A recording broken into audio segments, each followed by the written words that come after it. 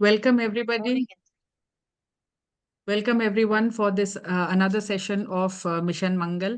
On behalf of SFM Telangana, our entire team welcomes all the stalwarts who are present here this evening, along with the audience who very gracefully logged in exactly at 8 p.m. And we bring to you today a unique situation in fetal medicine, and that is called fetus not in utero. See, fetal medicine is all about the fetus. And once we see the baby, we have so many things to image, and we have so many, our brains are also racking. And I'm hoping all of you have joined for the fetal neurocon because that's the next big thing coming in, where we are looking at the fetal brain in a lot of detail. But what if you don't see a fetus at all in the uterus? So you have this pregnant woman who comes in and you see a fetus not in utero. And that is where your brains have to start working overtime because there could be so many other possibilities. So with that thought process, we have designed this session of Mission Mangal, which is very aptly termed as fetus not in utero. So I would like to invite our young, we call them masters of ceremony, but I don't know whether we should call them mistress of ceremony here because both are young girls here. Dr. Sahiti Reddy and Dr. Shushma Mehta, who will take us through. They are from SFM Telangana. Dr. Sahiti Reddy is a consultant in fetal medicine at Resolution Fetal Medicine Center in Hyderabad. And she's done her DGO from Navodaya Medical College in Karnataka, and followed by that an ICOG certification in fetal medicine. So she is very active in all the activities of the center as well as in the SFM Telangana. She's currently our joint secretary. And we have Dr. Shushma Mehta. Dr. Shushma Mehta is from a place called Mirialgoda in Telangana. And she has trained under Dr. Adi Makam in Bangalore. She's certified for the NT and the anomaly scans by the Fetal Medicine Foundation UK and is a executive committee member of SFM Telangana. She's certified by the IOTA group for the assessment of ovarian tumors. So both Dr. Shushma and Dr. Sahiti will be taking us together through this evening. So over to Dr. Shushma and Dr. Sahiti.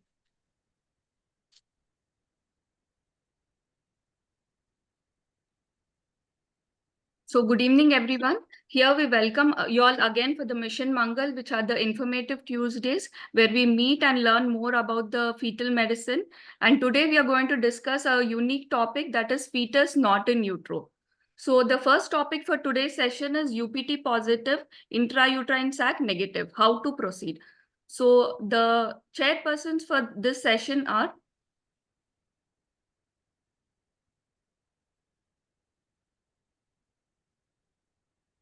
the one person who needs no introduction, Dr. Ashok Khurana sir, who is the Mentor Emeritus, Society of Fetal Medicine, who is Editor-in-Chief, Journal of Fetal Medicine, past President of Society of Fetal Medicine from 2018 to 2020, former ISWAC Ambassador in India, and former Dean of Indian College of Medical Ultrasound.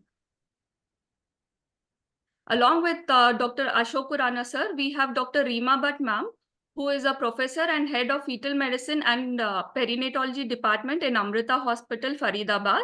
Ma'am has served as a senior advisor in prestigious Army Hospital research and referral for 9 years, and she has been serving for 23 years in armed forces. She has been a national secretary of Society of Fetal Medicine and a co-chairperson of Subcommittee of Fetal Medicine from 2019 to 2021. She has been on the National Advisory Board of Journal of Fetal Medicine, and her special interest is in invasive fetal therapy. She has numerous publications in national and international journals, and she has been awarded by many prestigious awards. We also have Dr. Aarti Singh, who is a consultant in fetal medicine in Fernandez Hospital, Hyderabad, who has done her fellowship in obstetric ultrasound from Mediscan, Chennai, and a postdoctoral fellowship in high-risk pregnancy and perinatology from New Delhi. She has a special interest in invasive fetal testing and therapy. For her, she has 7 publications in index journals. Now I introduce Dr. Kameshwari S., the speaker for today's topic, who is the head of Department of Gynecology and a consultant gynecologist and obstetrician working at Fernandez Hospital, Hyderabad. Dr. Kameshwari ma'am has areas of interest in infertility and minimal access. She is an accredited colposcopist, and she's trained in perineal trauma and endoanal ultrasound. She has been conducting many workshops for pre-G training. I invite Dr. Kameshwari ma'am to take over and start the session. Thank you so much. If you will allow me to share my screen. Yes, ma'am.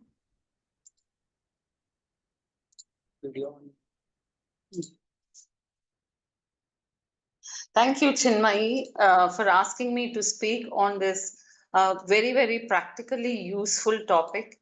Day in and day out, all of us gynecologists face this UPT positive and intrauterine sac negative.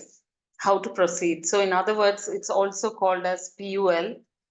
Whenever we don't see any intrauterine or extrauterine pregnancy, or even retained products of conception despite a positive pregnancy test. Now, I urge you all to note this is not a diagnosis on its own. It needs further tests and follow-up before we actually arrive at a final diagnosis. That is extremely important. A pregnancy site will not be visualized in around 8 to 31% of early pregnancy scans. And here the sonographer's experience matters. It influences the prevalence. But mind you, in this day and age, women are coming at just 4+ weeks of pregnancy, asking for scans because of previous miscarriages or previous ectopics or fertility treated patients. So they come between 4 to 5 and we're bound to diagnose PULs. Okay, lower incidence is noted in specialized early pregnancy assessment units. And here the skill of the sonographer matters. A lower PUL rate correlates to higher quality ultrasonography, as you all agree. And as a general rule, a rate of less than 15% is taken as a quality indicator for that early pregnancy unit. Now, what is the problem with this PUL? We all become over excited and do a lot of blood tests, scans, multiple visits to the hospital in a fear that we're missing an ectopic. But if you look at figures, the reality is that the majority of PUL will either have a final outcome of an intrauterine pregnancy or a failed PUL rather than an ectopic, which is around 8 to 16%. In order not to miss this, we are subjecting all the others to lots of scans and beta HCGs. So there is definitely a need to rationalize the management of PUL so that few ectopics are missed while avoiding unnecessary tests for the others. It is important to define PUL at 2 points. One is at the initial scan and when reviewing the 48-hour beta HCG levels in order to plan further management. And secondly, when the final outcome is defined, for example, it's an ectopic, it's important to know so that we can counsel the woman about future negative pregnancy outcomes. What are the possibilities when you have pregnancy test positive but the uterus is empty? There are 4 possibilities. A true PUL where there's no sign of pregnancy anywhere, a likely ectopic if you see a mass, may or may not see, or an intrauterine pregnancy which is simply too early to be seen, or a miscarriage with likely RPOC or without RPOC but irregular endometrium. So 4 possibilities, but we need to do further investigations in order to reach the final diagnosis. So what are the final diagnostic outcomes? Either it can be a failed PUL or an intrauterine pregnancy, both of which come under low risk category, or they can end up in an ectopic pregnancy or another possibility of persistent PUL, both of which could be high risk category. So we need to categorize the PULs so that we can offer less follow-up for the low risk group and more detailed follow-up for the high risk group.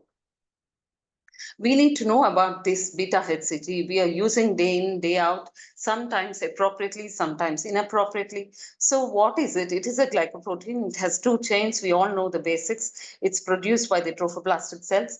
It is the beta HCG that is the earliest clinical marker of pregnancy. And its job is to maintain the corpus luteum till 6 to 8 weeks of pregnancy, by which the placenta slowly starts to take over. It also stimulates the secretion of progesterone from the corpus luteum, very important hormone. Detected as early as 6 to 8 days after conception, it doubles every 48 hours till 10 days. Now, take this sentence with a pinch of salt. This doubling is slowly changing, okay? An HCG level of less than 5 is negative, more than 25 is positive. We all know that. We all know when it will be high, when it will be low. And it's important to know these ranges. Sometimes we see an upper limit beta HCG and we panic. At 5 weeks, if I see 7,000, I'm extremely worried. Is there an ectopic? Okay, but it's important to keep this range in your mind when you interpret the beta HCGs. Now, discriminatory levels, the level of HCG above which one should visualize an intrauterine sac. With trans-abdominal scan, it is set at 6,000. With the advance in transvaginal scan, this zone was redefined and it is around 1,000 MIU per liter to 3,500 as per RCOG, and the ACOG determines at 3,500. Interpretation is extremely important. It's not just enough if we order the test, we need to know what to do with it, when to repeat it. It's not a single value, but the trends that are important to help us differentiate between the different diagnoses. In a normal viable pregnancy, the beta HCG rises exponentially up to 10 weeks and then it plateaus. So within that 10 weeks, these various diagnoses would have been evolved by us. How do we diagnose intrauterine?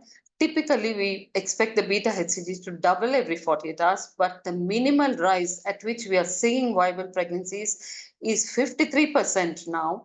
And it also varies depending on what is your initial beta HCG value.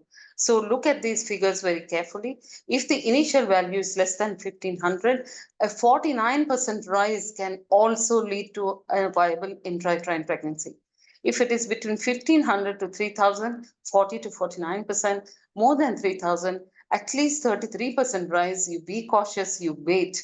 Don't give methotrexate because it could turn out to be an intrauterine viable pregnancy. This varies from person and pregnancy and initial values. So keep this in mind. A lot of papers are coming with the cutoffs different. So don't jump to conclusions with 1 or 2 beta HCGs, especially with this kind of rises. Please wait if particularly patient is asymptomatic. Now, how do we diagnose miscarriage? There will be obviously a rapid decline in the beta HCGs within the first few days after loss, whether you treat medically, whether you treat surgically. It drops, that is important, and the drop should be more than 15%. But in miscarriages, the drop is much more than that. In an ectopic pregnancy, no single value is diagnostic. Serial levels are important with the trends. Also, mind you, there are atypical trends now. So the least rise I have seen with viable pregnancy is around 33%. So be extremely careful before you decide to intervene. Interpretation should be done in conjunction with clinical and sonographic findings to arrive at a correct diagnosis. In twins, there's a big crossover, so the comparisons are really not useful. Also in molar, more than 1 lakh, very sensitive for molar pregnancy, but be aware of this hook effect. If the beta HCG is extremely high, the test may show negative because the abundance of antigens and the antigen-antibody ratio required for the test to be positive will be hampered. No role for beta HCG in heterotopic pregnancy does not help you make any management plans. So be aware of this. Now, what happens if a woman takes beta HCG? Nowadays, gynecologists prescribe HCG injections as soon as test is positive, or if it's an IUI or OI conception, they take a trigger. So usually this drug takes 10 to 14 days to clear off from the body. By day 10, the exogenous residual HCG will be less than 10%. Any test done prior will give you a false positive test, okay? So plan your UPT at least 12 to 14 days after the trigger. And the ratio of beta HCG at 36 hours of injection and on day 10, if this ratio is more than 10%, then she could be pregnant, okay? So the earliest you should do is on day 10, and then you take a ratio between 36-hour value and this is not something we use routinely. The dictum is wait till 12 days. Biochemical pregnancy, there will be low peak serum beta HCG levels, usually less than 100, and they drop by themselves. We don't see any detail on scan, then it's a biochemical loss. Now, how do we evaluate PULs? It's a transient diagnosis, as I said, and our objective is to predict the odds of increased risk of ectopic and its complications. So PUL has to have a definite diagnosis, and the efforts or the tests that we order should help us reach a definitive diagnosis. We should evaluate clinically. Scan helps, beta HCG helps. Some algorithms have serum progesterone, and there's also what is called HCG ratio. These are the tools that we have in order to reach a final diagnosis. Now, the clinical presentation of amenorrhea, nausea, vomiting, there's a lot of overlap. Even an intrauterine pregnancy can have these symptoms. So this is not really helpful. These symptoms, they're not determinants of which PUL will be at high risk of complications. So this symptomatology doesn't really help us. What are the tools? The transvaginal ultrasound with a 5 to 7.5 hertz transducer. TAS, the beta HCG values should be 6,500 as we spoke before, and TVS, anything between 1,000 to 1,500, we should be able to see a sac. Now, when we do a sac, what are we looking for? Is the pregnancy located in normal place, that is very early? Is it live, or is it a miscarriage? If it's in the uterus, we need to categorize into these three. If it's not identified anywhere, neither in the nexa nor in the uterus, then it is PUL. And if it is an ectopic, it could be rudimentary horn ectopic or extrauterine, most common tubal, ovarian, abdominal, cervical, all these other ectopics, non-tubal ectopics are also on the rise. So beware to do a thorough scan to rule out pregnancies in all these locations. Ultrasound, low resolution, you need to transabdominally look at the upper abdomen and pelvis. Transvaginal, of course, is the gold standard at this gestation, and Doppler helps in identification of the ectopic mass and differentiates it from the CL. A 3D to know the exact location, especially at odd sites. Now we need to know our definitions. Extrauterine sac with yolk sac or embryo with or without cardiac activity comes under ectopic. If there is a non-homogeneous adnexal mass, it's probably ectopic. If there's no IUGS or EUGS, it's PUL.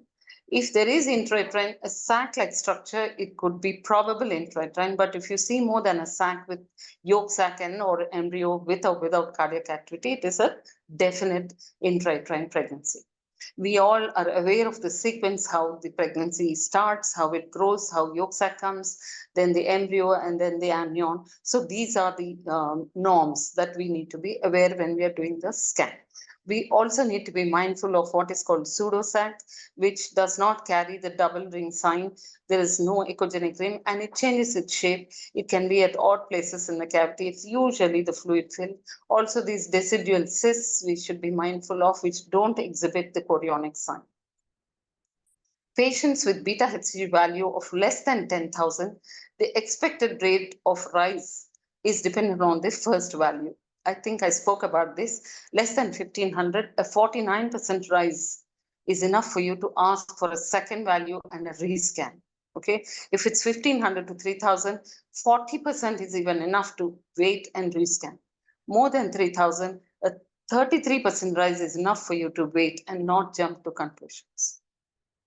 Intrauterine pregnancy usually shows an increase of around 66%, but be aware, anything between 40 to 66, be very cautious.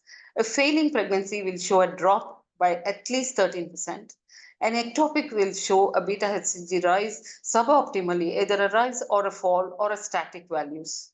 Okay, when a spontaneously resolving pregnancy has levels declining to undetectable levels, then it's defined as a failed PUL. So these are the different ways beta HCG helps us. We need to be aware of all these values. Now there is this HCG ratio. It is defined as the 48-hour HCG level divided by the initial level.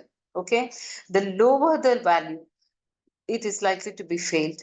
The higher the ratio, it's likely to be intrauterine. It is these in-betweeners that need more follow-up. Okay, it's a very, very simple tool. We're all doing 48-hour values. So why don't we calculate a ratio and use these figures and target our focus on this group, where it's the between 0.87 and 1.66. So this also is supposed to help us guide the follow-up of the patients.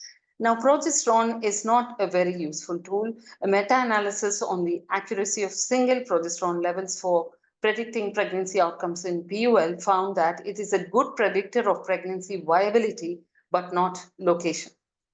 A value less than 6.3, highly predictive of failing pregnancy wherever it is, and a value above 25 and up to 60.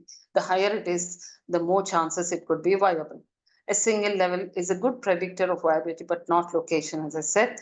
This can be used as a criterion to select women. Suppose they have less than 10. So at least, you can ask them just do a UPT after 2 weeks instead of doing serial beta HCG. So reduced follow-up. That's all the use of progesterone is, not a very, very useful test. There are lots of other markers considered to be helpful, but more studies obviously are required to prove their potential. We are not using any of these as of now. There are mathematical models, M4 model, M6P model.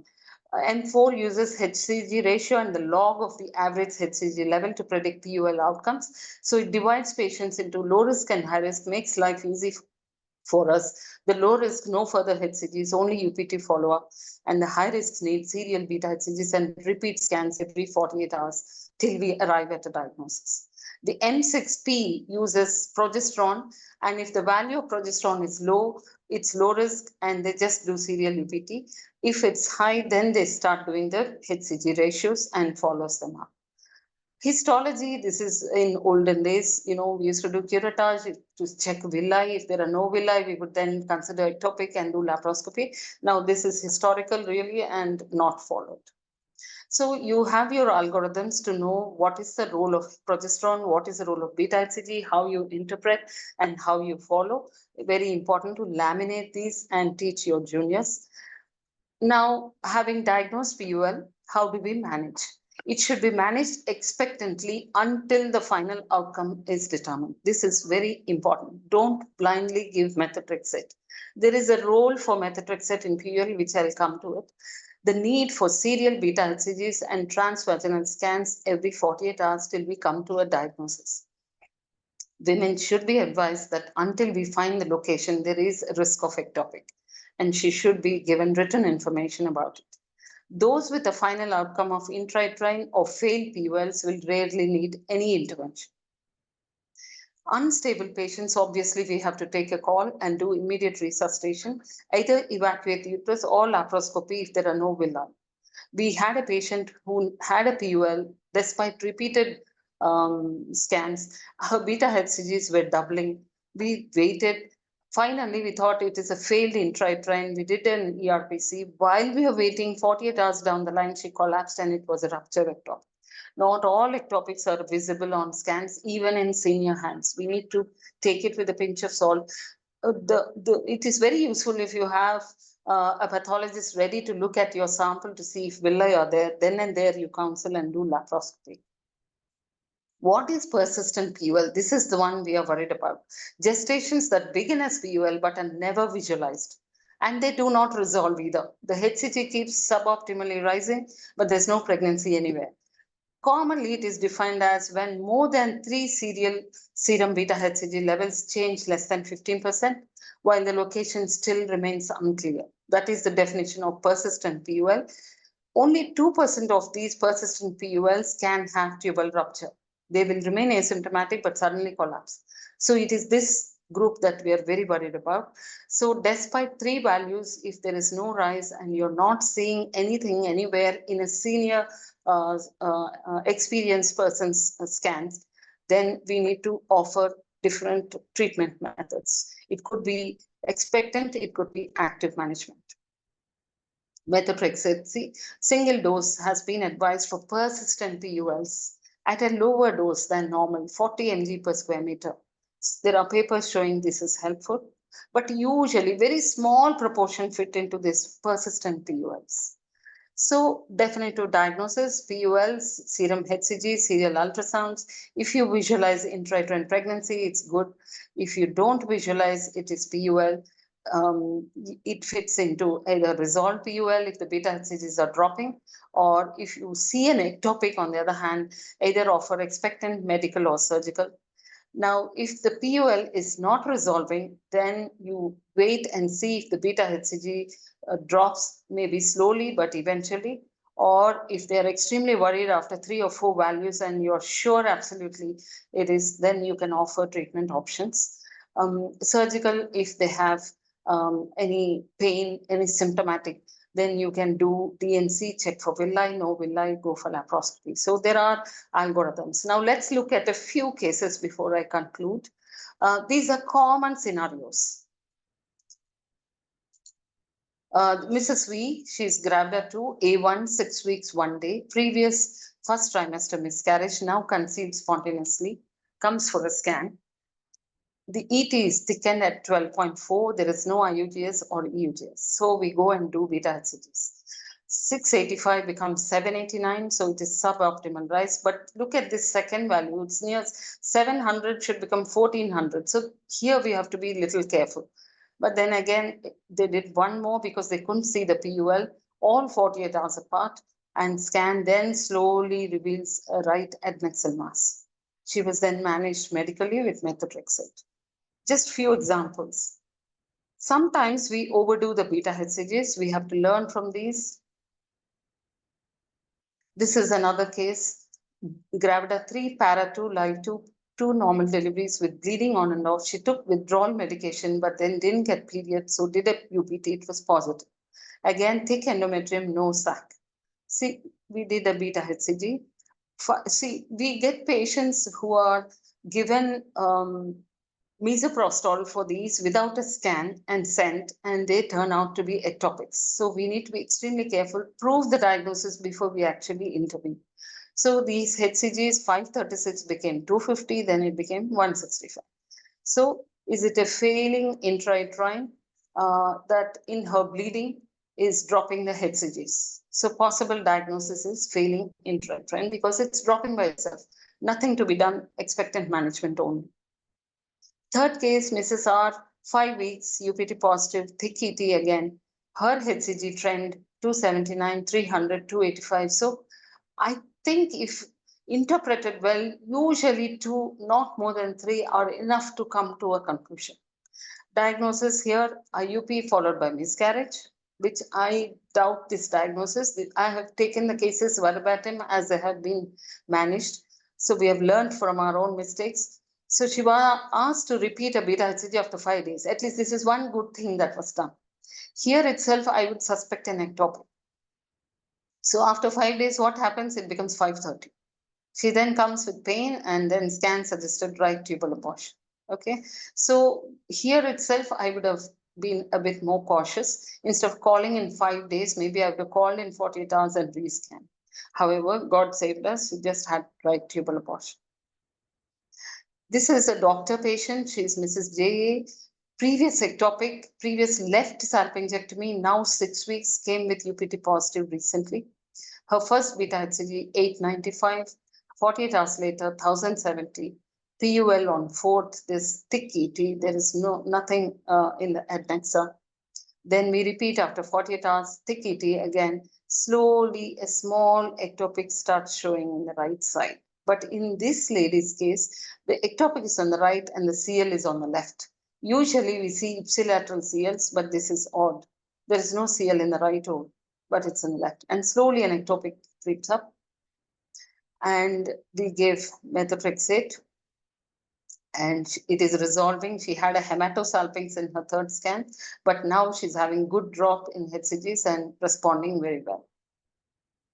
How PULs change, This is another lady for PUL. Initial 3 values showed 35% rise, so we still waited. Subsequently, the rise became suboptimal. The last one was 731 on 30th January. And then on 31st, it was still PUL. This is a scan on 31st. Generally, if the values are less than 1000, we tend to wait at low levels. We don't jump. And then on 3rd, we start to see an intrauterine sac. Okay, you have to be patient. However, her beta HCG trend is not good. So she miscarried later. And she's currently under evaluation because she had multiple losses. Okay, she was already A3 and now this is A4. See, the beta HCG levels were not really doubling or near doubling or even 66% rise. Eventually, if you patiently waited, there was an intrauterine sac, don't label them wrongly as ectopics. That is a moral. However, she miscarried later. This is another one with PUL of 8 mm on 22nd January, nothing anywhere. But then her beta HCGs were quite high. I don't know if you can see, the first value was 3,900. So we got really worried. The second value was 1159. She received methotrexate in between and responded very well. And the beta HCGs dropped, but her scan showed no pregnancy anywhere. So this is a real PUL which received methotrexate purely because of high value of beta HCG. This is, I think, the last case. This is an OI conception, regular cycles, UPT positive, ET 16.8. Okay, so thick, very thick endometrium. So because they couldn't see anything, they asked for HCG, which was 270 initially, 48 hours later, 570. So it nicely doubled, isn't it? That is promising. And then on a week later, there's an intrauterine sac, and then further 10 days later, there's a viable pregnancy, and this lady had. So not all PULs are bad. So majority will be intrauterine and or failed PULs. Ectopics are a small proportion. We need not worry. So try to make the diagnosis of location as early as possible. Keep the PUL rates less than 15% in any unit. Trained, experienced personnel should do the scans. Brilliant follow-up of patients. Don't, then like the one we had who collapsed after an ERPC, have a suspicion of ectopic. Keep in mind the atypical presentations of ectopics. They also show doubling beta HCGs. Don't think all doubling beta HCGs are intrauterine. They can also behave abnormally. Early diagnosis and management of ectopic can prevent its complications. And at the same time, it's a double-edged weapon. Beware of over-treating the PUL, which would eventually have become intrauterine. This is the main concern. So be very, very cautious. Thank you very much.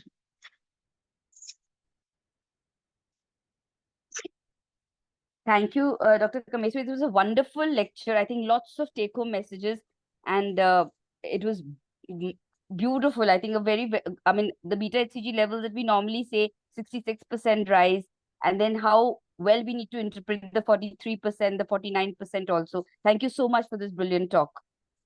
Thank you. Thank you, Chemistry ma'am, for such a wonderful presentation. Just I have one question. Regarding the early pregnancy scan, how early we should ask for the viability scan? Because many patients are sent at the very early gestation, just after UPT positive, and most are turned out as a PUL. Yes. And mostly it is because of they are sent very early, and that leads to the many visits, many blood tests, and unnecessary anxiety in the patient as well as doctor. Because SWOG guidelines, if we see, they are suggesting the first scan to be done between 11 to 13 weeks, 6 days, as a first scan in the low risk group. And if it is suggested in the high risk group also, it is after 8 weeks only. So what is your opinion regarding this?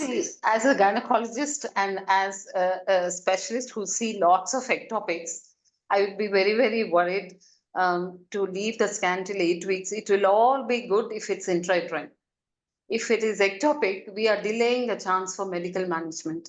So sometimes, you know, the beta HCG crosses the threshold beyond which we cannot offer medical. So, you know, we have to weigh the pros and cons and the anxiety of the patient, her background risk factors, and then take a call. We see another group of patients who undergo fertility treatment. They're at higher risk of ectopics. So we cannot relax until we see an intrauterine sac to leave them, you know, for viability or NT or whatever. I don't care. But once I see an intrauterine sac, I'm relieved. Because these are the very patients who come and fight with us. We came to you. You did not do a scan. And now I have an ectopic. You know, it's medical legally now. the direction is changing, Aarti. I understand the guidelines. I understand So the I'd unnecessary like to make a scans. point here, ma'am, that even the ISWAG guideline, they have actually differentiated the aim of doing the scan. So there is a statement about the aim of looking at the fetus between 4 and 10 weeks of pregnancy. So yes, the first detailed scan of the fetus should be around 11 weeks, but there is a role of doing the scan before that. I think Khurana sir can enlighten us on this, sir. Would it Yes. be okay not to do a scan till 11 weeks? No, first of all, thank you, Dr. Kameshwari. This was such an absolutely charmingly practical talk. And I love that mention of laminating that one particular sheet so that people can see it again and again till it is drilled into the heads. And if it's not drilled into the heads, it's on that chart that's going to be there on the side of the ultrasound table. We have a lot of charts for everything else, but this was an absolutely super brilliant chart. Moving on to the guidelines, there are two things that influence us tremendously. The first of these is the fact that our patient profile is completely different. We have such a high incidence of tuberculosis in our population, and that really leads to all kinds of tubal problems which underlie the higher incidence of ectopic gestation. The second is access to healthcare, which is so limited for so much of our population. She might be at her mother's place today, will get the most kind-hearted care, and be at her own home later and be completely neglected or neglect herself completely. So all this needs to be taken into consideration. And therefore, in our clinical setting, I really believe that every single patient should have a detailed pelvic scan when she first presents with a positive HCG. Which means anybody with a positive test for pregnancy must have an intrauterine, must have a transvaginal scan included in her evaluation, even if we don't see anything. If she's 4 weeks plus, I fully understand we will not see anything, but we do also understand that we get a very good baseline to compare this with. And that is an opportunity we cannot ever manage to give up. And so I really like the actual pathway that you had presented, which clearly says that we have to correlate this very carefully. What we also need to see, of course, is the fact that patients would need multiple scans. Now, we will not compromise on multiple scans just on the basis of cost.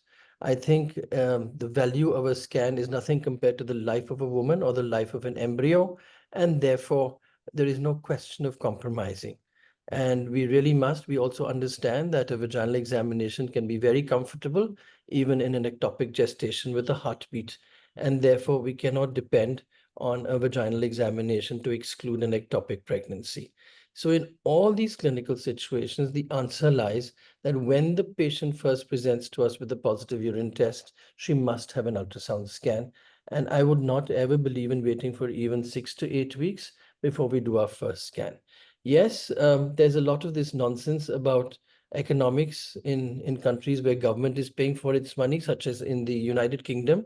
But certainly we have more respect for our women than what they have in the United Kingdom, where we believe that they should actually be having scans at the right time.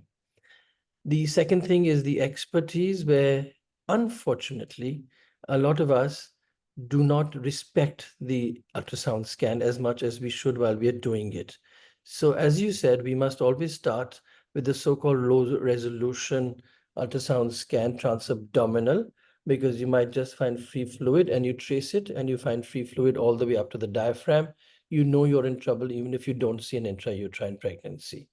And the second thing, of course, is that in every transvaginal scan, we must sweep the uterus side to side, top to bottom, front to back, and make sure that we confirm or exclude an intrauterine. And the same thing with the adnexa, right end of the lateral pelvic wall to the middle of the uterus and left end of the lateral pelvic wall to the middle of the uterus. And of course, look for the corpus luteum. As you showed such a beautiful case, yes, you could have a sac on the opposite side compared to the corpus luteum. That's not infrequent. But by and large, our biggest missed numbers in terms of PULs is really because we didn't scan a wide enough angle. So it's so wonderful that you've chosen to highlight all of this as we've gone along. And I really think that this business of seeing a patient the first time she presents is worth it. Thank you Thank indeed. Yes, we have a few questions in the question box, and perhaps we could answer these before we move on to the next talk. And the first one is from Dr. Chellapan, who believes that if we add progesterone on the initial visit, will it reduce the inconvenience of frequent visits? Yes, there is a model, M6P model, where they take the progesterone, and if it is low, it's more likely failing pregnancy. We don't need to subject these women to more beta HCGs and more 48-hourly scans. So we could maybe give them a UPT to be done frequently till it actually becomes negative. It might help, but sometimes you see if progesterone is low, it's a failing pregnancy. If it's high, it's good, but the in-betweeners are the problem. So you then end up doing beta HCGs, you then end up doing scans till you are convinced what is the final diagnosis. So progesterone can help if it's negative or if it's very high, but not the in-between values. Therefore, we are not using it in our unit as a routine. We rely on scans and beta HCGs. Wonderful. The second question, which is very relevant for a lot of us, is can you have a negative HCG with a pregnancy or with an ectopic pregnancy? Chronic ectopics, they present much later. The beta HCG becomes negative, but there's a mass. We had a case recently, we gave medical management, it dropped nicely. And the patient kept on having pain, and there's a big hematoma with a lot of pain, and HCG became negative, and we still had to do a laparoscopy. Yes, it does happen. And a very important question from a management point of view, tubal abortion versus tubal rupture, the implications in terms of diagnosis and management. You need to have a good experienced person to do the scan. Okay, so tubal abortion usually happens after medical management. They come back with pain. Okay, the pain can be what is called separation pain. The sac separates from the tube. It causes some pain. And then if you actually follow that up, it will extrude through the tube and you see a collection around the adnexa and in POD. But the tubal outline outline will be intact. Tubal abortions, you can still be conservative. But a rupture, the hemoperitoneum starts to increase, your serial hemoglobins drop. So diagnosis is very important because the management is totally different. If it ruptures, you obviously have no option but to do surgery. But it's a tubal abortion with no drop in hemoglobin, you can still wait. Give her good pain relief, keep her as inpatient, observe, give her that 24-48 hours, you will have your answer. Yes, and that also answers this question of if we have a well-defined adnexal mass with mild fluid in the pouch of Douglas, will we label as ruptured or unruptured ectopic? So this is also then only time will tell. Yes, yes. And we have a lot of requests for projecting these charts again and a request for an early posting of this on YouTube. So we will save on time by not projecting these charts again. And Faisal Khan is on the audience at the moment, and he's responsible for our YouTube posts. And I will request him to post this within a week. Yes, we don't like you to miss webinars. We like you to respect time. But I think a few people missed out on this because of the rain here and there. And so we will post this early and they get a good chance to see your excellent presentation and also these charts all over again. There were several charts, all of which were extremely useful. And if there are no more questions, thank you indeed for being with us this evening. It's been a fantastic talk and I look forward to more ectopics in the second half of this program. Thank you so much.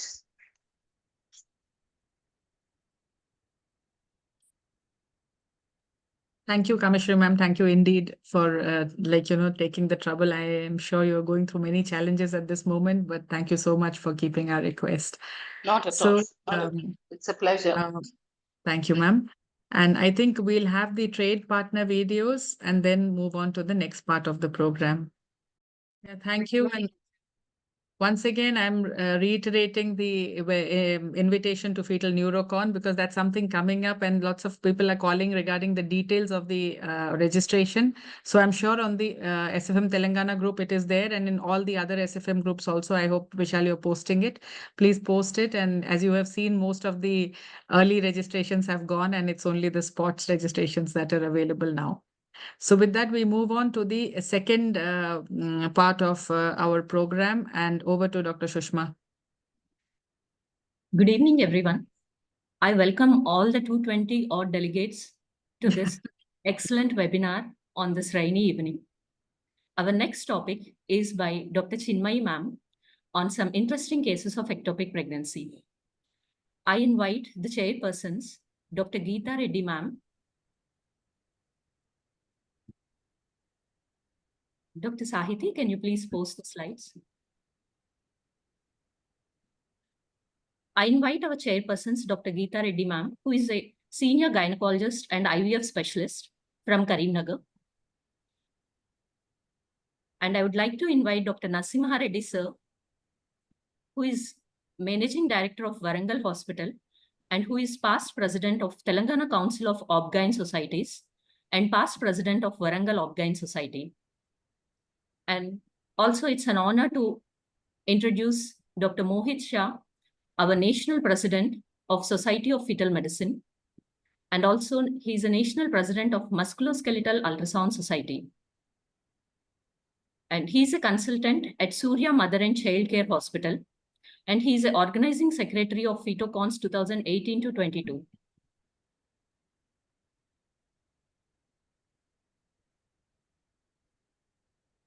Thank you, Dr. Shushma. And Dr. Narasimha Reddy sir, as I have said, has been recently felicitated as a legend of Telangana, and he's the one who's brought in ultrasound and ultrasound education into Telangana in a big way. Thank you very much, sir, for coming and joining us this evening. And we all know Dr. Mohit Shah, and Dr. Geeta Reddy is also one of our very, very senior members from Karimnagar. She was one of the first people to join the SFM from Telangana, actually. When I'm sure Dr. Kurana remembers, sir had come to Karimnagar at that time, and that had happened. So thank you very much. And we'll go on to the next session where we are going to do interesting case scenarios in ectopic pregnancy. So Saiti, can you stop sharing? I'll start sharing my screen. So these are very simple cases, simple day-to-day cases, which we will just take on to understand the importance of ultrasound in the present scenario where ectopic pregnancy is a possibility. So we've just understood the whole pathophysiology of ectopic pregnancy and the possibility that it could be anywhere. Most common site is tubal pregnancy, but otherwise it could be anywhere else in the abdomen of the mother, and it's a potentially life-threatening situation to the mother. One important thing that we all should take care of is the heterotopic pregnancy, where despite having an in utero pregnancy, there also might be an ectopic pregnancy. But as of now, we have decided to call it fetus not in utero. So let me concentrate to the part where the fetal pole is not in the uterine cavity. So the clinical suspicion will start whenever there is a UPT positive and an empty uterine cavity. Especially when beta HCG is more than 1500 and no sac seen utero, that's a really, really worrying point. A slow rise of beta HCG, or a woman who comes with abdominal pain, dizziness, and bleeding PV with a UPT positive. So the ultrasound remains the gold standard in diagnosis. And that's what we discussed just now, that if you visualize it, you know that it is there. And if you don't visualize it, you may or may not be there, but then at least you have a baseline scan to say that this is how it was when I tried to look in those areas. So an empty uterine cavity with an adnexal mass is a hallmark of ectopic pregnancy. So this is a lady who comes to us. She is gravida 2 para 1, rhesus negative, and she comes at 7 weeks, 3 days. She has bleeding PV for 5-6 days, which is now increased since morning. So you see her clinical profile. She's gravida 2, 1 miscarriage. UPT was positive when she did it 1 week back. Her ultrasound done elsewhere 1 week back showed no intrauterine gestational sac within the endometrial cavity. So what is her concern? She was previous miscarriage. Now again, she has a UPT positive, but they didn't see a sac 1 week back. So she's very, very anxious, and she's come to you. Now, 7 weeks, 3 days by dates, if you go by her LMP. And the beta HCG was done 1 week back, which was 151 milli-international units per milliliter. Now, when we did a SAC, this is what we are seeing. What are we seeing? We are seeing an empty uterine cavity And if you look at it, there's a small hypoechoic area there, but you're not sure what it is because there's no decidual reaction. And in the adnexa, you see a complex mass like this around the ovary. So maybe it's a corpus luteum, maybe it is not. And again, you look at both the sides, you see the other ovary, and you then look at the uterus, and it still looks empty. But then there is a little bit of fluid in the pouch of Douglas. So there is no sign of an intrauterine sac or an extrauterine sac, no probe tenderness, and minimal fluid in the pouch of Douglas. Her beta HCG was 151 1 week earlier, and now 1 week later, there is no sac in the uterus. So how do we go forward? Do we think this is an ectopic? Do we give her methotrexate, or what do we do? So since the beta HCG was only 151 at that point, we just evaluated her properly and asked her to, come back after some time. And should be recommended a serial beta HCG measurement. But after 1 week also, the beta HCG was 178.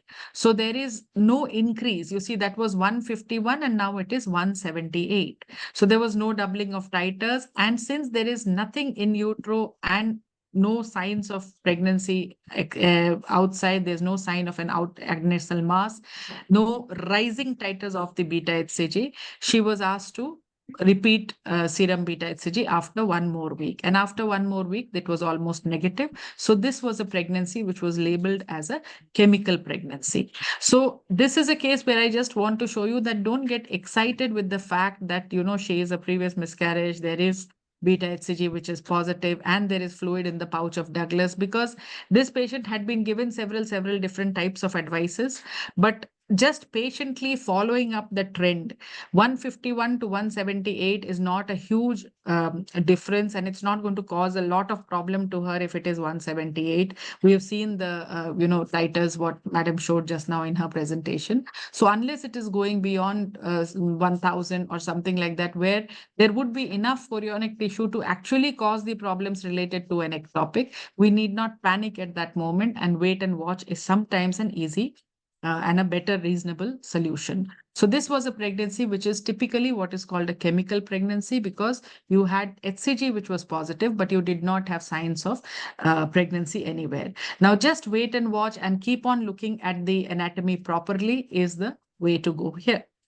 Similarly, this is another pregnancy. She is G3A2. The previous time she had an IVF, and that also resulted in a miscarriage. So you can imagine the amount of anxiety that she has. So she came because she had a UPT positive, and TVS at our unit revealed minimal fluid in the pouch of Douglas with no probe tenderness and no obvious adnexal masses. Now there was this little, sort of sac in utero. And why this entire anxiety? Because by dates, this lady is also about 7 weeks.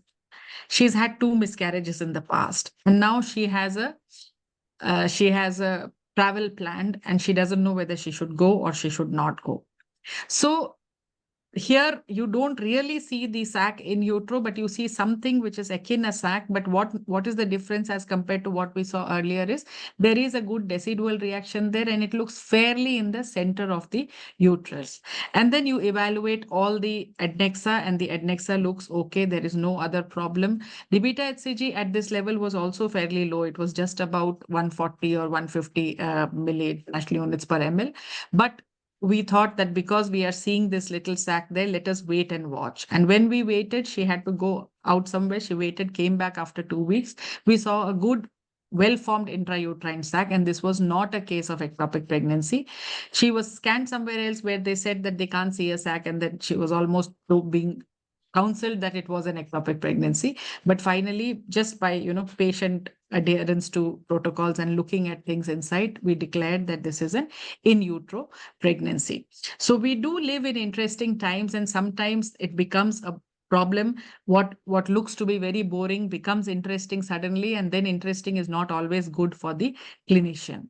So another common, site where we see nowadays where the fetus is not exactly in utero, but it is within the uterus, not in the uterine cavity. And this is a condition where you see that the cavity itself is fairly empty, but the sac that you see is somewhere in the lower end of the cavity. And more commonly, we know this as the caesarean scar pregnancy, since that is the area of the previous caesarean scar. Now, this is again another condition where something is amiss. And although there is a fetus, there is a heartbeat here, it is not exactly in the right place of the uterine cavity. So what can be the problem here? The problem can be that it is in an area which is potentially weak. And if this pregnancy grows more in the direction which is exterior, it can actually cause a rupture of that area. Or if a placenta develops there, it is going to be a morbidly adherent placenta, which can then reach far beyond the limits of the uterus itself and cause a life-threatening problem later on in gestation. So caesarean scar pregnancies are the other challenges that we are going to face, apart from the typical ectopic pregnancies that we are used to. And one has to now be alert to the fact that when you see a sac in a uterine cavity, you should be able to see whether it is in the center of the cavity or much more away from the center. So this is a sac which is at the lower end of the cavity and much anterior to the central line of the cavity, and hence you think of what is called a caesarean scar pregnancy. And here again, early diagnosis and treatment can be life-saving. So there is an increased incidence of these kind of pregnancies due to increased cesarean section rates. And as I said, this can be a potentially life-threatening situation. So the kind of treatment that you want here is something that limits the complications of hemorrhage and rupture, but preserves fertility. So systemic methotrexate, local embryocides, or a combination of both are what we expect to do in this kind of a condition. Surgical management can be given, but since surgical management can be a little more radical, medical methods are taking, precedence over surgical methods in these conditions. So one of the treatments that we can offer patients who are having caesarean scar pregnancies, especially with viable fetuses in utero, is to give a local, potassium chloride or methotrexate and inject that into the sac there, so that there is a steady decline in the HCG levels. There is resorption of the chorionic tissue there, and the damage that can occur because of chorionic villi eating into the other tissue locally will be limited. So this was one case where we had done an embryocide with potassium chloride, and then intra-sac methotrexate was given. Serially, the the beta HCG levels were monitored and they started declining. And after 2 months, she did get a proper period, and then she continued her life as usual. No particular surgical intervention was required. So whenever you see a low implantation of the pregnancy sac, your antenna should be alert in cases of previous cesarean sections. That is the sac on the scar of the previous cesarean section. And therefore, it is very important to map that. And should that be the case, then you have to be alert to all the other possibilities and, prepare the patient for those things. So this is a paper which was published in the UOG, and this gave a very nice, classification as to how to look for the cesarean scar pregnancy, look at the location of the sac, and define whether this sac is going to, at least have a prognosis that it can be viable or it can lead to a proper pregnancy, or is it more likely to lead to a cesarean, a pregnancy which will be more prone to adherent placentas and other complications. So you have these kind of the signs, that is the COS1, and this is a crossover sign that they had mentioned. And when you have pregnancy, you can just draw a line from the center of the uterus, the endometrial cavity, and see where the location of the sac is with respect to that line. So if the sac location is much more anterior to the central line, then you know that that is well within the scar of the previous cesarean section. And these are the pregnancies which will land up in preterm deliveries, which will have more, sort of blood loss at the time of surgery. And therefore, there will be a lot more, surgical grit that will be required to take care of those pregnancies. And there can also be situations which lead to a hysterectomy. So it might be something which the patient might lose both the pregnancy as well as the uterus. So looking at that sign, it might tell you if it is safe or unsafe to continue that variety of pregnancy. And whenever there is a low implantation, one has to be in high alert. The treatment can range from local methotrexate with potassium chloride to systemic methotrexate to uterine artery embolization or a hysteroscopic resection of the scar pregnancy. So there is this one interesting report where there is an scar pregnancy, but it is not a fetal pregnancy. It is a molar pregnancy. So a molar pregnancy in a cesarean scar has also been documented. And of course, several methods of combining medical treatment with surgical treatment have been explained so that the blood loss and other problems would be less. So ultrasound guided treatment is safe, effective, and it prevents avoidable interventions. I don't say that in every case it is going to prevent surgical intervention. There have been cases where medical treatment has been given, but there has been persistent beta HCG. So the chorionic tissue has not declined despite giving local methotrexate and systemic methotrexate. And there has been a need to do excision of the pregnancy area later on by surgical methods. But the advantage of doing this after doing medical treatment is the amount of blood loss becomes lesser, because once you give local methotrexate, once you give local embryocyte agents, your vascularity of those regions become less, and therefore accessing the cesarean scar pregnancy is easier by your needle guided methods, ultrasound guided needle methods, and you can deposit the medicine right at the site of the pregnancy, and that can bring down the vascular activity happening around that, and surgery also becomes much safer. So the issue with the scar pregnancy is there is something like a weakness of the scar at the lower edge, which is known as the isthmocele. And whether the isthmocele is the cause of the problem or the effect of the problem is something which remains as a debate. But when you look at cesarean scar, post-cesarean scar pregnancies, please make it a habit to look at the lower part of the uterus and assess the area of the previous cesarean scar. And if there is any obvious defect or if there is any obvious indentation at that area, it needs to be highlighted to the obstetrician, because it may not be a typical scar pregnancy, but it may be a kind of pregnancy where the lower uterine segment may give way later on. So the isthmocele is something which is seen like a defect at the level of the internal os, especially at the area where the cesarean section scars are made. So it is always difficult to look at the cesarean scar thickness in general, but in early pregnancy, if a defect like this is present, then it should be noted. This can also be seen on MRI in even in the non-pregnant states, where you see the defect there. And if it is well documented, and the problem is you don't actually have a reason to look for it unless somebody complains about a symptom, or she's being worked up for something like IVF, and therefore someone has looked into these things in detail.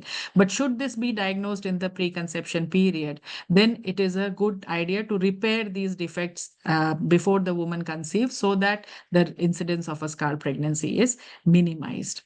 This was an interesting case. The pictures, I'm sorry, I don't have them very well sorted out here because it was a rather old case, but this was referred to us as a cervical heterotopic pregnancy. So it was a pregnancy where one sac was in the endometrial cavity and the other one was in the cervix. And this was an IVF conception. So the doctor was very worried because one of them was in utero, one of them is outside the sac. And when I looked at both the babies, there was a heartbeat in both the fetuses. However, the vascular ring around the cervical pregnancy was not very strong. And we were just mulling over what to do with this pregnancy.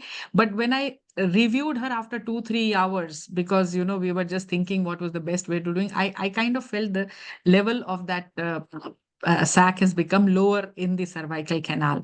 And after some time, when we noted it, it was as if that sac was actually being expelled from the cervical canal. So it was not a true cervical ectopic, but it was a case of a intrauterine pregnancy and the other sac actually being expelled through the cervical canal. So this was a pregnancy where we waited for some time and the second sac came off, and the entire sac was below the level of the internal os. It was giving that hourglass appearance, but fetal heart was present and that trophoblastic tissue was doubtful there. And this was a pregnancy which then continued. That one sac got expelled and the other pregnancy continued, and this woman went up to 31 weeks of pregnancy. She had a PPROM, delivered a 1.5 kg baby who was completely healthy. So the thing why I wanted to present this case is, suppose we didn't have the in utero sac. Suppose we didn't have the in utero sac, we would still not jump at a diagnosis of a cervical pregnancy, but wait, watch, see, because there's hardly any vascular tissue around it. For some suspicious, I mean, I don't understand why the heartbeat was still there. Maybe at that stage, maybe whatever little vascularity is present there was still able to, sustain that heartbeat, but there was a consistent heartbeat even while the sac was going down, and ultimately it expelled uneventfully. And this was not a true cervical pregnancy, but one intrauterine pregnancy in a stage of expulsion. Then we have conditions known as cornual ectopics, and these are again very commonly diagnosed nowadays and very commonly suspected nowadays. With so many people doing scans, we often get second opinions for cornual ectopics. So it's a very, very uncommon variety of ectopic pregnancy, and it really poses a diagnostic and therapeutic challenge. So what we need to be sure is whether it is a truly cornual ectopic or whether it is just a atypical or acentric location of the sac. So this is a pregnancy in a non-communicating rudimentary horn, and these are the cases which have risk of severe hemorrhage. And in this situation, we again had done a methotrexate injection and the sac was resorbed. So this was a case which was referred to us as a cornual ectopic, but just by waiting for a few weeks, we could make sure that, because there was a clear connection with the cervical canal, and after 2 weeks or 3 weeks, we saw that it's growing into the cavity, and it was very much a intrauterine pregnancy. So sometimes it just pays to wait, watch, and use your common sense to see whether the sac is actually in utero or really not in utero. So the diagnosis of ectopic pregnancy, its presence, location, size, and vascularity is important. Heterotopic pregnancies are possible and they pose a diagnostic challenge, and sometimes you have to deal with them in a non-conventional method of management. Some of these diagnosed pregnancies can have a ultrasound guided needle based management, where ultrasound can come to your rescue to take care of these ectopics, because surgery, while it is possible and is kind of a definitive treatment, has the risk of severe hemorrhage as well as the risk of loss of anatomical structures.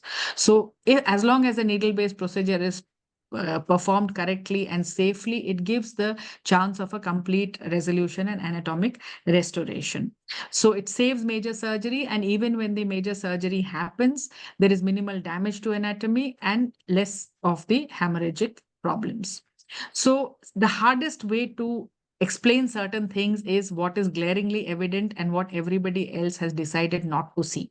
Because in the diagnosis of ectopic pregnancies, we need to rethink, reshape, and restart, because there's a lot of hurry. See, we are already having this debate about when to have the first scan. But whenever we have the first scan, if we don't see a sac, we should not jump at a diagnosis of ectopic or a pregnancy of unknown location. This is a scenario which I have now faced at least 3 to 4 times. And I'm very sad to say that, you have given methotrexate for what is considered as a diagnosis of PUL, pregnancy of unknown location, because there was UPT positive and nothing was seen in utero or ex utero. And after 2 months of amenorrhea, I'm sorry for the spelling, after 2 months of amenorrhea, 2 weeks of amenorrhea, the patient comes back. And now there is a single live fetus with a 5 to 6 weeks fetal pole. What do? This woman has received systemic methotrexate 2 weeks back because somebody thought this was a pregnancy of unknown location. So what should we do? Should we continue the pregnancy? Should we discontinue the pregnancy? How should we manage them? So in my cases, fortunately, I mean, two of them decided to discontinue considering the risks of methotrexate, which was fair enough. And one of them who wanted to continue really badly had a miscarriage eventually. So after 2 weeks, there was no viability. But if the patient had continued and wanted to continue and had taken that, how would we have monitored somebody who has taken a class X drug, and that too completely avoidable situation? So more importantly, this brings into the fore of what we should not. So UPTs are being done at home, and the medicine and the kits are available over the counter. But the moment the UPT is positive, it may not be, and they're very sensitive also. So it may not be exactly the time when you are able to see a gestational sac. So if you are in doubt, you wait for some time. And if you think there could be an ectopic, get a beta HCG done, and then go step by step and start, declining the pregnancy or giving medicines against the pregnancy only after you are 110% sure that this is a pregnancy that is going to harm the woman, and therefore I need to give her a strong medication like methotrexate. So the decision to give medicines in cases of ectopic pregnancy have to come after a lot of deliberation.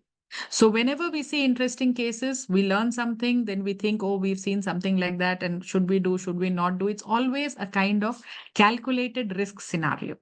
So like Sherlock Holmes said, education never ends, and it is a series of lessons with the greatest that is left to the last.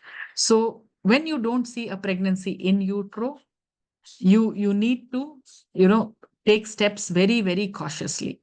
You can take risks. If you win, you will lead. If you lose, you will guide. I'm not here because I have lost many cases, but I am here because many times we feel that there was no need to hurry in a decision of giving something like methotrexate in a case where the pregnancy was not in utero. And again, when Dr. Kameshwari showed us, it's also not good to just leave it aside because it is declining, because sometimes it might come back with a rupture, even if the last beta HCG that you saw was something like 500 or 700. So, when you are managing pregnant women, you're always, not only walking, cycling on that tightrope. So be very careful and do no harm. With that, I will stop my cases here. Thank you so much. And we'll move on to the other session.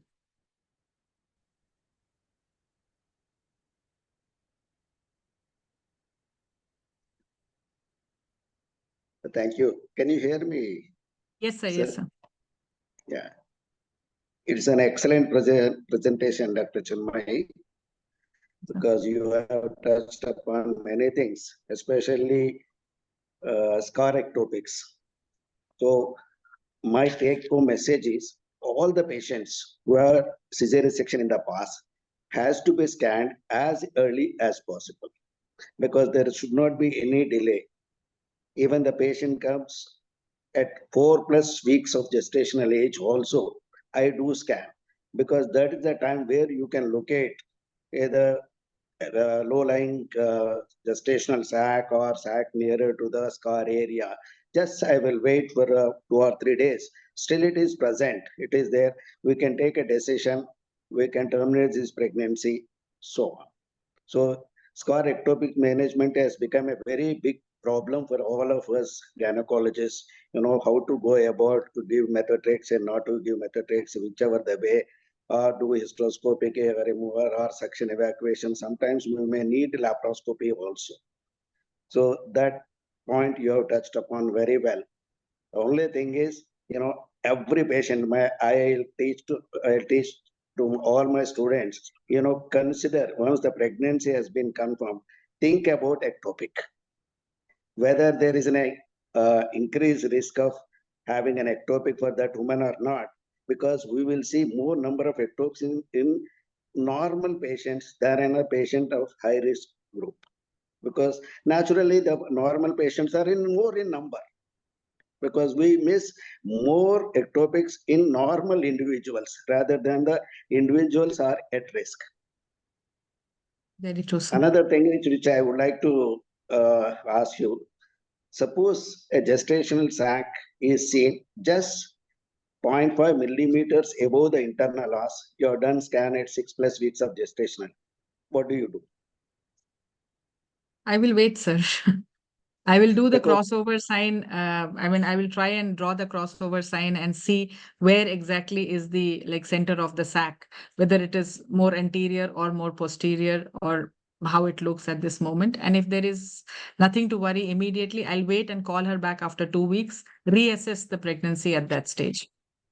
she is not in a previous cesarean section. What chances of this pregnancy having a placenta previa? If it is a low implantation, there is definitely a chance that it might be a placenta previa. Yeah, But as you I'm said, telling just 0.5 centimeters or 5 millimeters from internal os. yes, So sir. in such type of scenario, should we ask them to continue or should we advise anything? Sir, if it is an unscarred uterus and it is right there, at the most it will be a placenta previa, and we will manage the placenta previa, however it is. So at this stage, I will not ask them to discontinue a pregnancy just because it is a low implantation. If it is a low implantation in a scarred uterus, then I will definitely look for these signs of unusual adherence, or, not being present right at the center of the cavity and more anterior. And in that case, my counseling will be slightly guarded. Yeah, I have a similar case when the twin gestation, one sac just above the internal os, other is at the fundus. Both are having good cardiac activity. So, I was in a dilemma what to say. So we Whether to have one such situation, sir. I think the patient has been managed in Fernandez Hospital thereafter. So it was referred to us with a similar situation, with one being in the scar and active, the other one being normal. So we did a reduction for the scar ectopic. And thankfully, sir, it continued. The intrauterine pregnancy continued. And then she went on. She would have delivered by now. I don't have the exact outcome.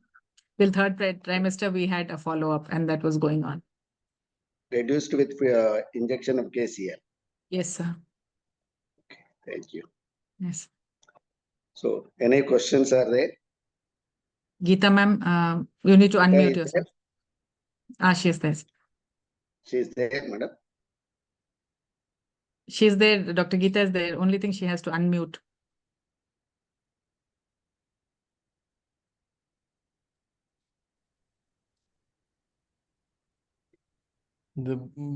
At the bottom left of the screen, that mic button needs to be unmuted.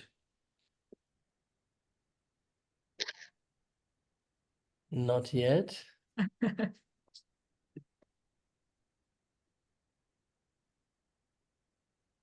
While she locates the button, if I may go ahead with the first question. And Sonali Pandit wants to know how to differentiate between a primary cervical pregnancy versus expelling products inside a cervix. So, sir, like I said, there will be that hourglass appearance or in a cervical pregnancy, where you will see the uterine cavity separately and a separate bulge in the cervix altogether. Now, if you see a trophoblastic reaction around it, you see good vascularity around it, then you will think of a primary cervical pregnancy. That is, but whenever you see a pregnancy sac in the cervix, you will first want to exclude a primary cervical pregnancy. Now, what was happening in our case was it was not fixed. The site of the sac was not fixed. There was no cervical tenderness. And gradually we saw the sac moving downwards. So we thought it was an expelling sac. But if that is not happening and the site of the sac is fixed, and if it is actually growing there being fixed, there will be some hemorrhage, there will be some pain. So then we will diagnose a primary cervical ectopic. Excellent. Yeah. It is many times it's a expelling products, usually 99.9% of the times associated with pain, sir.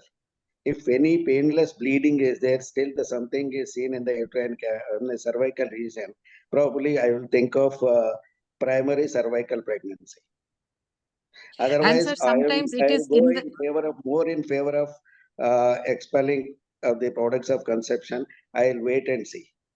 And sometimes we can see the canal separately, and we can see this embedded in the tissue of the cervix also. It's a bit acentric, and we see there. But This was a case where even just because we were waiting and thinking for a long time, we saw the whole thing coming down. Because otherwise it was like planned for an intervention, but just wait helped. Madam, have you seen any myometrial ectopic till date? Myometrial, Intramyometrial ectopic. I think Khurana sir would have seen. Sir. I have never seen a myometrial ectopic till date. But in the literature, it has And been the written as literature a has been myometrial described very ectopic. beautifully. There are 3 case reports that have nice images that are very convincing. I'm absolutely convinced they are actually in uteruses that are a part of a Mullerian abnormality. But people say they're myometrial ectopics, then I will believe it. Yes. And Chinmay, there is one question which I think we must. Vaishya sir may be having any experience about it, sir. I don't think anybody has any experience on that. No. Yeah. Chinmay, there is this question that keeps arising again and again on the naming of ectopic pregnancies. And we have this question here on angular, cornual, interstitial pregnancy and the difference between the 3 of them. I think so. You will be the best person to answer that. So you see, a few years ago, the word cornual, which for you and me is the cornual end of the uterus, was changed by the radiologists of the world. So the word cornual pregnancy in radiology terms now refers to an ectopic pregnancy in an accessory uterine horn. So we reserve the word cornual for that anymore. Then we like to differentiate between an angular pregnancy and an interstitial pregnancy, where we say, okay, an interstitial is actually an interstitial ectopic, where we trace the cavity, and then we find that the cavity ends and the tube starts, the interstitial portion of the tube starts. Then we see a gestational sac, and that becomes an interstitial ectopic. And the angular pregnancy, truly speaking, is an intrauterine pregnancy. And if we go strictly by the nomenclature, it is not an ectopic pregnancy. It's an eccentric implantation, but it is intrauterine. And what you and me used to think were a cornual pregnancy, which is one that bulges on the cornual end and bleeds terribly when we get to it, is actually essentially an interstitial pregnancy that has grown towards the serous surface. So that remains the. Is there a role of measuring the myometrium above this, eccentrically placed sac? Always. And just like we map fibroids, we map this, and we also do it exactly the same way for cesarean scar pregnancies. So that sometimes you get very stuck with a hysteroscopic approach, and then you can try a laparoscopic approach, provided you know the thickness of the myometrium. So whenever we're looking at any odd pregnancy or at any lesion within the uterus for that matter, we will measure the overlying myometrium. So how much it should be, sir? It should be 5 millimeters or not really. We only use it as a guide for surgical guidance. So if I know that I will not find something bulging on the serous aspect of the cesarean scar, I will not attempt a laparoscopic approach. I will still try and go with my hysteroscope into the isthmocele and try and resect as much of it from there. And then locally try and whatever tissue is left there, I would either either inject separately with ultrasound methotrexate, or I would just try and ablate as much of the tissue over there. So we've actually asked Dr. Shushma to make a flow chart of Yes, all the things that we waiting have for just that discussed. now. Yes, of So course. can we do that and then do the I think so, discussion? and then Yeah. we take any question that might be left over. I think we're pretty much through with the Because question. many questions will be answered in that flow chart. I think so. You're absolutely correct. once I diagnose angular pregnancy, what a message I will give to the my clinicians or the gynecologist colleagues, that you may land up with a retained placenta, sir. In 25% of the times, the patients will land up with retained placenta. So be prepared to remove it. That's a message I'll give. Remove it to after all the the- delivery of the baby. You are not going to Yes. ask them to terminate a pregnancy just because it is angular. Yes. Oh, no. That we are Would you not want doing. to? So that is the problem. What's happening now is a lot of, early pregnancy diagnosis of atypical location of the sac. There is a lot of doubt expressed by the imaging person and the person handling it, and patients are losing the confidence of continuing those pregnancies. Where we The way feel I counsel Dr. Chinmay, suppose a lower segment scar of 2 to 3 millimeters can withstand a 3.5 kg of baby.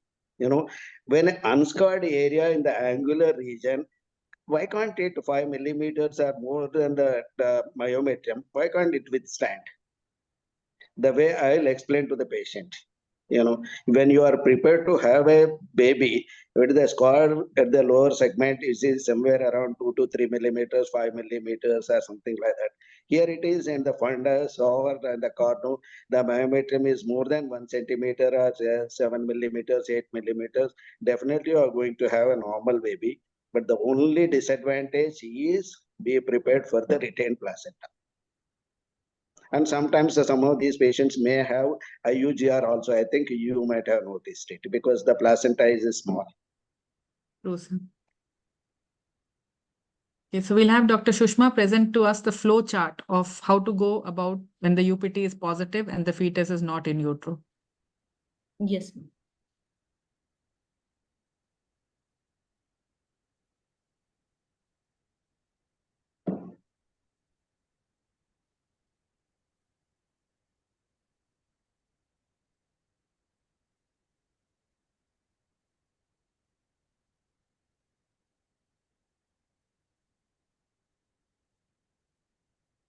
Good evening, everyone.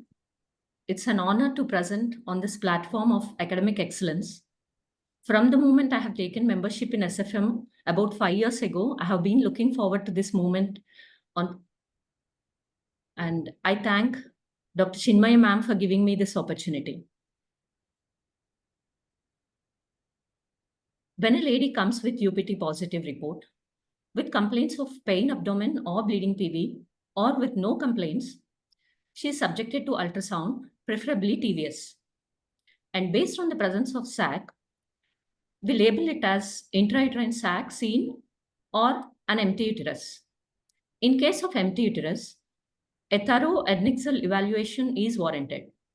And when intrauterine sac is seen,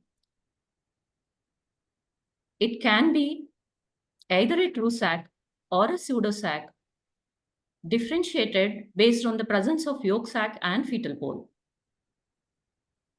And if it is a too early pregnancy, where yolk sac and fetal pole are not seen, then intradecidual sac sign and double decidual sac sign can help differentiate them. And when it is a pseudo sac, again, a thorough adnexal evaluation is required. And also, follow-up scans to look for appearance of true sac within the uterus is required. And when true sac is seen within the uterus, location of true sac within the uterine cavity should be looked into. And even if it is normally located, adnexal evaluation is required to rule out heterotopic pregnancies. The sac can be more eccentrically located in one of the angles or can be low-lying. In eccentrically located sac, it can be angular pregnancy or interstitial or a biconjugate or septate pregnancy. In angular pregnancy, on 3D image, it is seen that the sac is located well within the endometrial margins.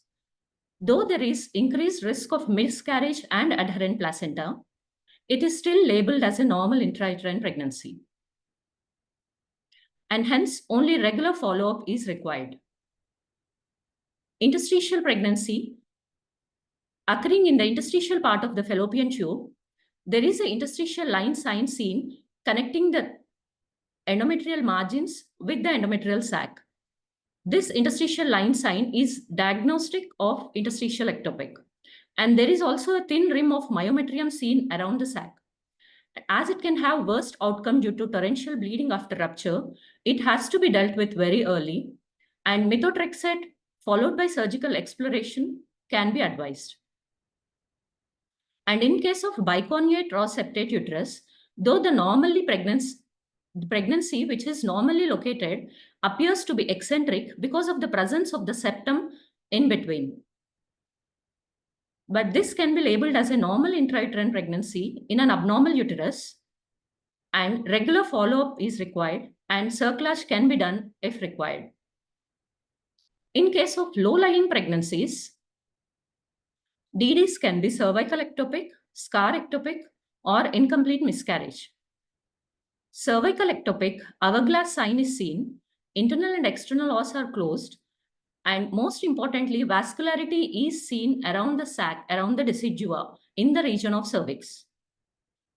If it is scar ectopic, then uterine cavity and the cervical cavity are empty, and the sac is seen more anteriorly placed and towards the scar. Internal and external os is closed. Vascularity and decidua is seen at the scar site. And there can be thin rim of myometrium in front of the scar. In case of incomplete miscarriage, internal and external os are open in contrast to the ectopic pregnancies.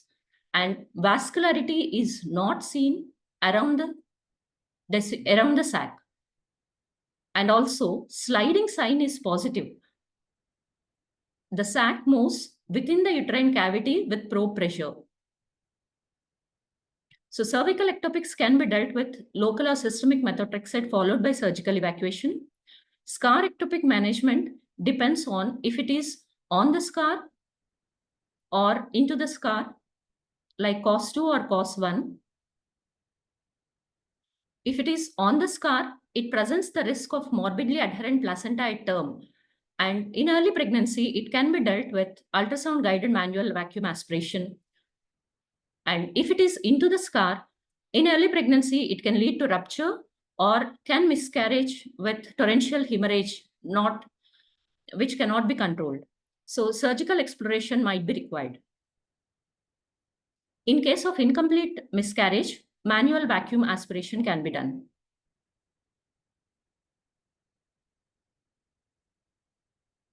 True sacs within the uterus can not only be in eccentric location and low-lying or normal location, but they can also be intramural, seen in cases of scarred uterus or in difficult IVF transfers. Now that we have dealt with intrauterine gestational intrauterine sac seen cases, we'll deal with empty uterus cases where a thorough adnexal evaluation is warranted. And when we look at adnexa, we can see an adnexal true sac with presence of fetal pole or yolk sac in the adnexa, or there can be an adnexal mass, or there can be nothing, in which case we label it as pregnancy of unknown location, and monitoring depends on beta HCG values. Beta HCG values should be looked on day 0 and on day 2. And if the values are falling to more than 15%, falling by more than 15%, that is, if the initial value is 100 and if it becomes 85, we suspect a failing pregnancy of unknown location. Or if the value, and we do in such cases, in failing PULs, when we suspect failing PULs, we do weekly HCG till the values go down to less than 10. Or if the values are rising by more than 66%, that is, if the initial value is 100 and if it becomes 166, we can suspect an intrauterine pregnancy. In such cases, we need to do serial HCG monitoring till the values go beyond 1000 and then to do a TVS to look for intrauterine pregnancy. But in cases where the beta HCG values are in between, that is between 85 and 166, ectopic is suspected. And serial beta HCG is done for 3 times until the HCG values become more than 1000 or there are 3 fluctuating levels. In such cases, again TVS is repeated to either look for intrauterine pregnancy. In such cases, intrauterine pregnancy can be seen within the uterus, or ectopic can be seen in the adnexa. Sometimes, if we do not see anything, it is labeled as negative TVS and as persisting PUL, in which cases medical management can be considered. So, this is how PUL is managed. Next, we will move on to adnexal sac or adnexal mass when it is seen.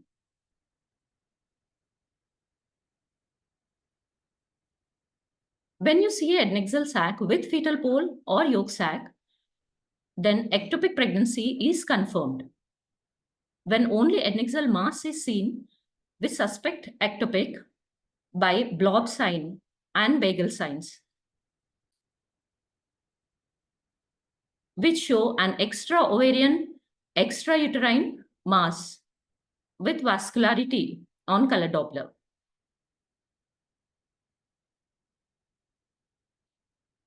And when there is an ectopic, it can either be extra-ovarian, which is common, or it can be within the ovary. In extra-ovarian ectopics, usually it is tubal, but it can be secondary abdominal, and it can also be within the rudimentary horn of an unicornuate uterus, which is labeled as rudimentary horn pregnancy. In such cases, surgical resection is to be done. In rest of all the ectopic pregnancies, treatment depends on the following factors.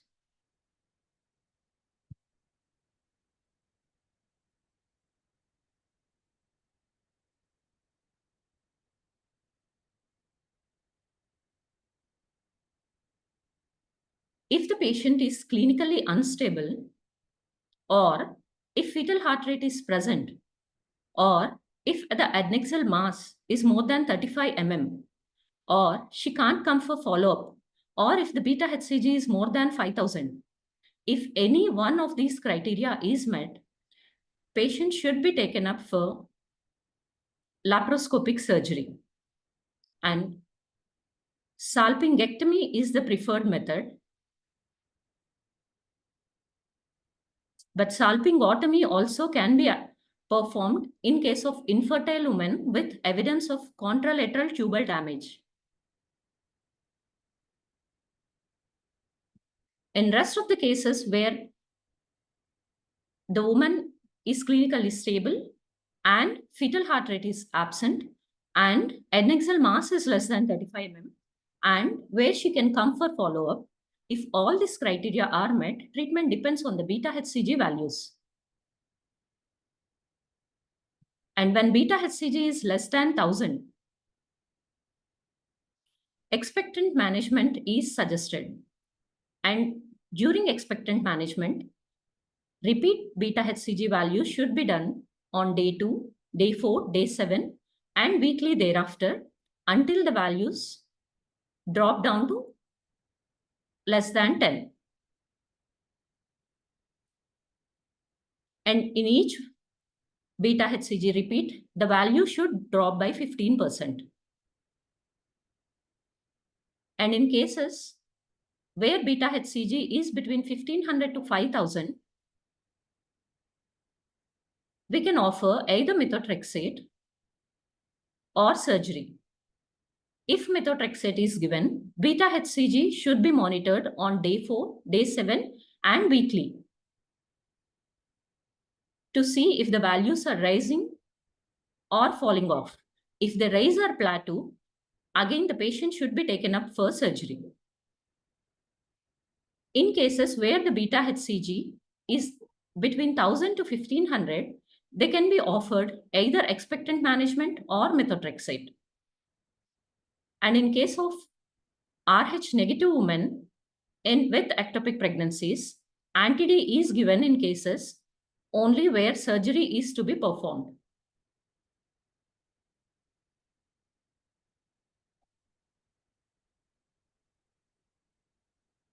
I'd like to thank Dr. Ashok Khurana sir for creating this wonderful platform of SFM and for always being constantly monitoring and mentoring to make it an excellent academic platform.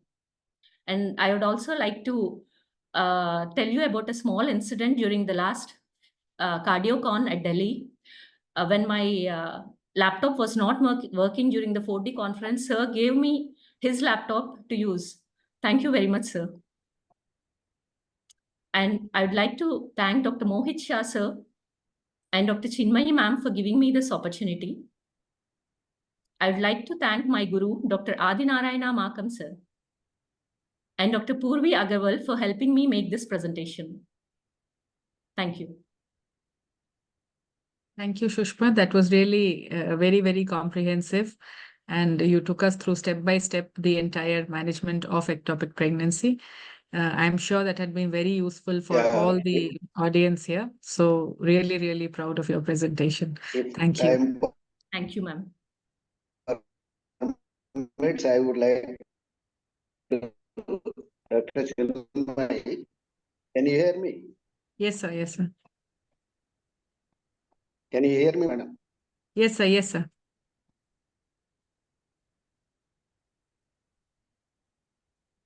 Now we can't, sir.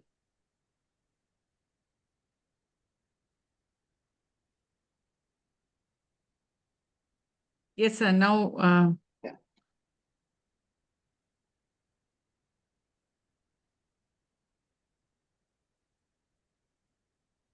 Geeta ma'am, can you? Yes, yes. Can you hear Fine. me? Can you hear Yes, me? yes. Fine. Yes, sir, we can hear you. Nasimha Reddy, sir, we can hear you. And Geeta ma'am, we can hear you also. Yeah, yeah. Chinmay, it was an excellent presentation, and I lost in after your talk. I was about to talk, there was some technical issue. Yeah. So I just wanted to tell one more thing. Being a fertility specialist, and most of us, almost all gynaes, are doing day 2, day 3 scans.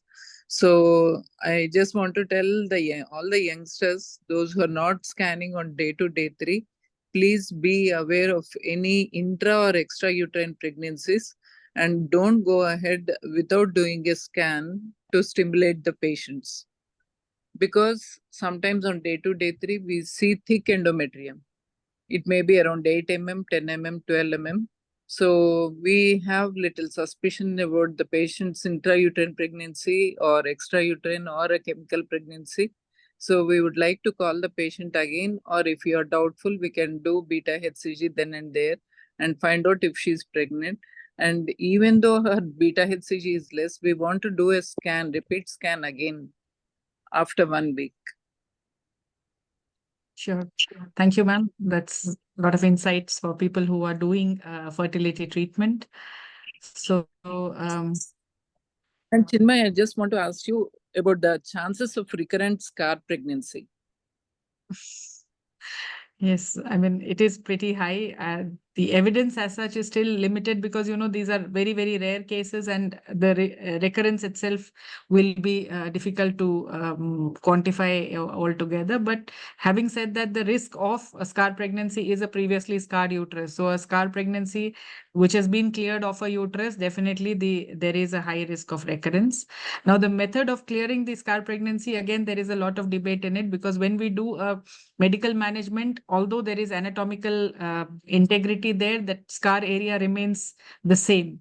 Whereas some people say that when you do a clean cut, repair of that isthmocele and the scar as such, then you will revise the scar and, clear the defect as it exists there.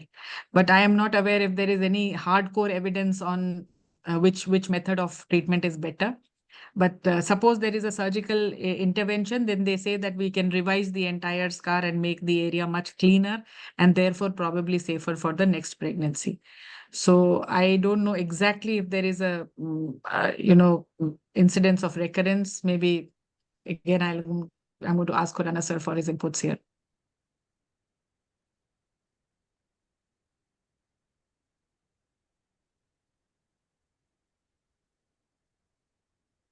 So recurrence of a scar pregnancy.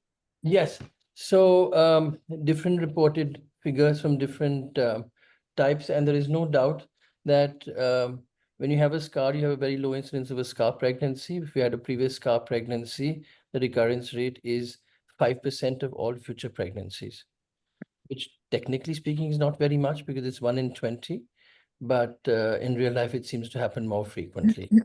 The second bit is in relationship to scars that are low down in the myometrium, which means cesareans that were done in advanced labor versus traditional scars in non-labor uteruses, which are higher up. There is no doubt that the higher the scar in the myometrium, the greater the chances of a scar ectopic. So elective cesareans have a much higher incidence of scar ectopics than cesareans done in labor. Okay. So just one more question, sir. How do we differentiate between the angular pregnancy, which is not dangerous, as Chinmay said, and it may grow inside the uterus? In Yes. the early time, when we see, it looks like cornual, but it's not cornual. And do we have any cutoff point about the thickness of the myometrium outside the gestation side? Yes, so we answered this partially. The cornual pregnancy is a term that we now reserve for those that are in an accessory horn. And to differentiate between an angular and an interstitial, we look for the interstitial line sign, which means at the edges of the cavity, we are actually able to see the extension of the endometrium in a coronal plane into the interstitial part of the tube. So if you see the beginning of that line and then you see a sac and you see the line again, that becomes an interstitial pregnancy. But if you don't see the interstitial line between the cavity and the sac, that is an angular pregnancy. Mm-hmm. Okay, so do we have a thickness? Do we need to measure the thickness? No, because typically the ectopics would always bulge, and then it doesn't matter what the thickness is, and the Okay. intrauterines would never bulge, and so it doesn't matter what is the thickness. Okay, okay. Thank you so much, sir. Yeah. Thank you.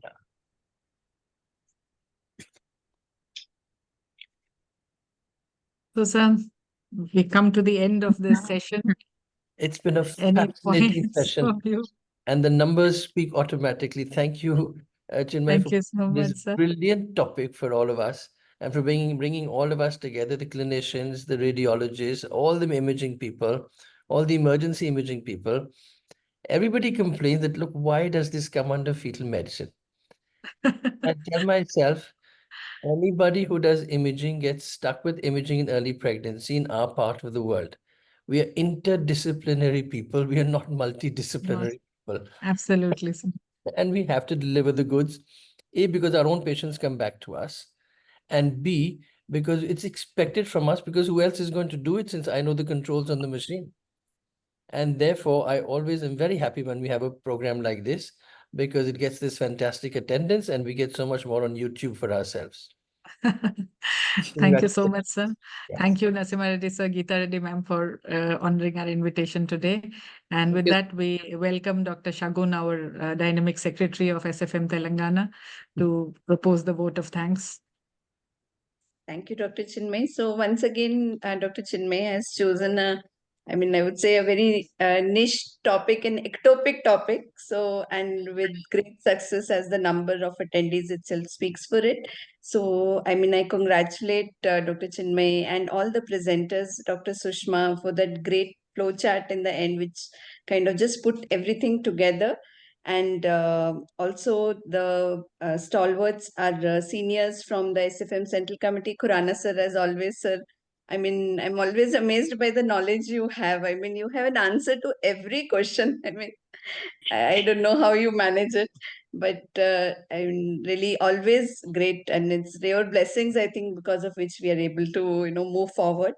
And Dr. Mohit Shah, Dr. Reema, thank you, sir, ma'am, for joining. And the seniors from our SFM team, Narsima Reddy sir, Geeta ma'am, thanks a lot for joining and for all your comments and for the scintillating discussion which happened. And then I would like to thank Dr. Sahiti for being the mistress of the ceremony, Dr. Sushma also. Thank you for conducting the session so well. And Dr. Aarti for chairing the first session and for her comments and discussion on that. And I think with that, I hope I've thanked everybody. The I would biggest like thanks to Dr. Kameshwari for that beautiful lecture that she gave. Oh, yes. Oh, okay. I'm so sorry. Yeah, the first lecture. Yes, Dr. Kameshri. Thank you, ma'am. I think, ma'am, I'm not sure whether she's there, but thanks to her for her talk. And then I would like to thank our trade partners for supporting this program, Vishal and Faisal, who maintain our accounts and who carry everything so seamlessly. So with this, I think we come to the end of today's meeting. Khurana sir, any final comments, sir? And our next topic also is a fetus outside the uterus. So it's a fetus which, is going to now delivered, unfortunately, due to some mishaps, and then is going to undergo an autopsy. So that's what our next topic is. So again, a fetus which is now outside the uterus yet again. Ex utero. Ex utero, yes. Excellent. I so look forward to that as well. Thank you. And Thank once you. again, congratulations for a marvelous program. Thank you so much, sir. Thank you, everyone. Good night. Thank you. Good night. night. Good night.